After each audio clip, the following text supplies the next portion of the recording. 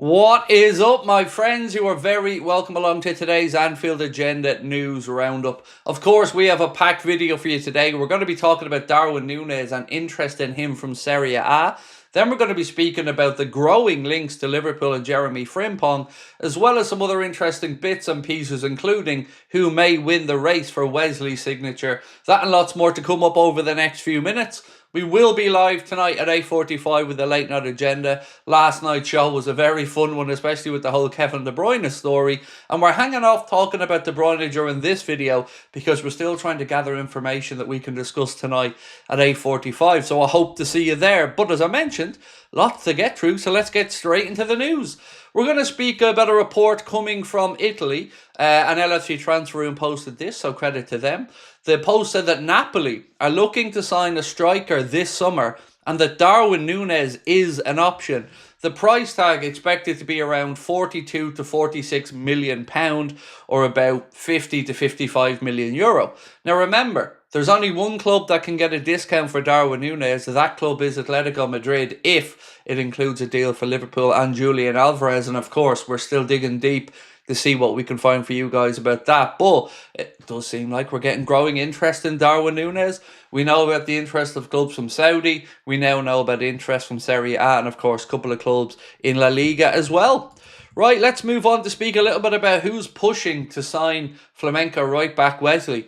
And it isn't Liverpool. Gianluca Di Marzio posted to say that Manchester City are pushing for Wesley from Flamenco to have him before the Club World Cup. There are other options, but for now, Manchester City are focusing on the Wesley deal. Now, for us, that could be no big deal if our target lies elsewhere, and I believe it does. More on that in a moment. So let's speak a little bit about the race for Dean Huijsen, again reported today by Team Talk, and it's been reported by many others as well, that Liverpool and Chelsea are leading the race for a signature.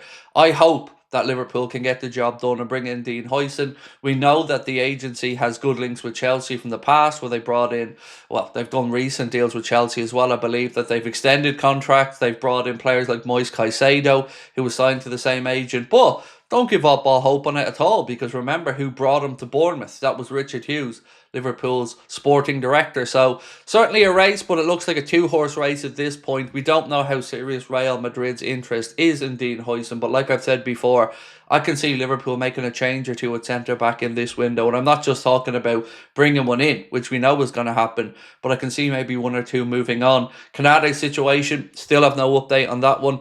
We'll let you know as and when we have it. Of course, we all hope that he can get a new contract agreed. Right, so Football Insider, and we mentioned this again last night, have now said that Liverpool are ready to sell left-back Kostas Tsimikas in this summer window. Some people don't like this news and think that it should be Andy Robertson. I think the difference is you're probably going to bring in a lot more money for Kostas. Robbo only has 1 year to go on his current Liverpool contract. And if you're bringing in a young left-back like Kirkes, you're probably going to want a senior pro like Andy Robertson around.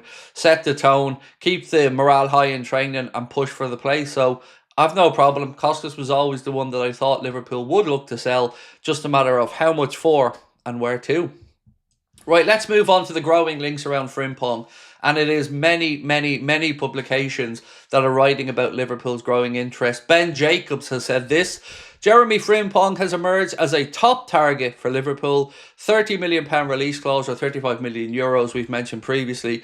Liverpool like his profile as he is capable of playing as more of a wing back and further up the field too. So those of you that have joined me for late night agendas will remember me saying this. With Frimpong, you have the option to have a right wing back or somebody who can cover for Bradley. But if Mohamed Salah needed a rest or to be rotated, Frimpong could very well be a good option as well on that right-hand side, adding versatility, which is a word we know that the Reds love. Moving on for a little bit more from James Pearce this time around Jeremy Frimpong. Liverpool are going to have a look at their options in the right-back market.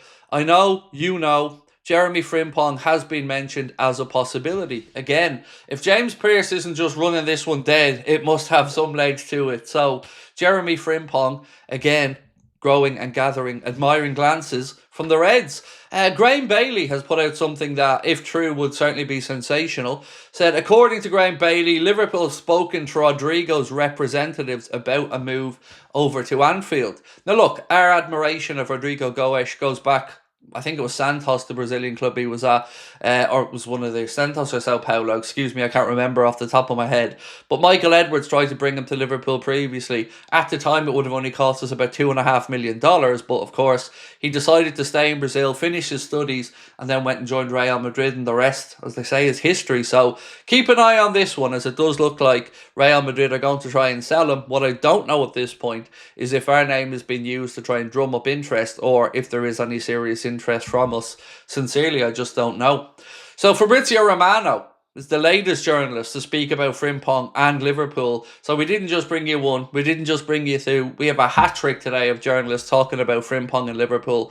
Fabrizio Romano wrote this: Jeremy Frimpong could be Trent Alexander-Arnold's replacement at Liverpool, as he has a €35 million release clause that is valid.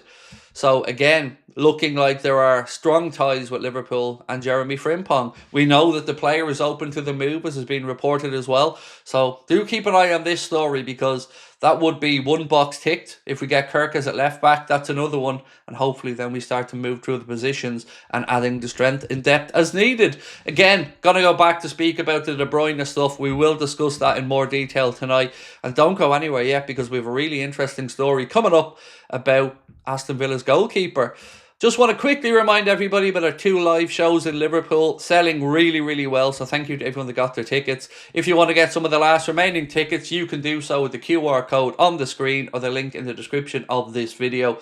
We are at the Hot Water Comedy Club for 2 dates. The final game of the season, which will see the venue open at 9 AM, with lots of activities leading up to our show at 7:30. And then on the other one, you can see myself, Connor, Chris, Jack and Steve all together for one night only, including an on-stage interview of me by Chris for the first time. No holds barred. I don't know what he's going to ask. Hope to see you at them. But anyway, let's keep rolling with the news. So, the future of Emiliano Martinez, according to the Mail, at Aston Villa is in doubt, with the club needing to raise funds for PSR reasons. Now, I mentioned to you guys yesterday that Aston Villa will have to make a sale before the 30th of June, I believe it is. I didn't know who that player was going to be, but here they're talking about it being Emiliano Martinez. I've got to say, I think he's overhyped. I'm getting fed up of him being talked about in the same breath as the likes of Alisson.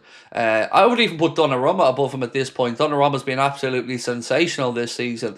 So for me, I think Aston Villa could be quite shrewd there, moving on Emiliano Martinez, because there are goalkeepers that I believe could come in and do equally as good a job for a lot less money and maybe get them out of that PSR headache. So no mention of what a figure or where to, but it does say that they're looking to sign a new goalkeeper in the summer and that Emiliano Martinez could be the one sacrificed for them PSR calculations.